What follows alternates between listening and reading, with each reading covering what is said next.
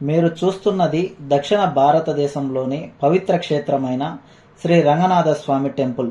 జగద్గురు రామానుజాచార్య పార్థివ దేహం ఉన్న ప్లేస్. సుమారు 900 సంవత్సరాల క్రితం జీవించిన శ్రీ రామానుజాచార్యులు విశిష్ట అద్వైత సిద్ధాంతాన్ని ప్రపంచానికి అందించి భక్తి మార్గాన్ని ప్రజలకు సులభంగా వివరించారు.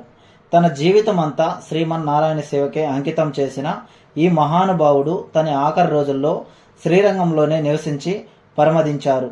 భక్తుల విశ్వాసం ప్రకారం ఆయన పార్థివదేహం ప్రత్యేక సంరక్షణతో నేటికి శ్రీరంగంలోని ఆలయంలో భద్రపరచి ఉంది.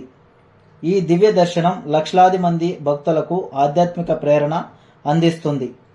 శరీరం కాలగర్భంలో కలిసిపోతుంది, కానీ మహానుభావుల బోధనలు, భక్తి, సేవ భావం శాశ్వతంగా నిలిచిపోతాయి. శ్రీ రామానుజాచార్యుల దివ్యశృతి యుగ యుగాల పాటు భక్తుల హృదయాల్లో వెలుగుతూ ఉంటుంది.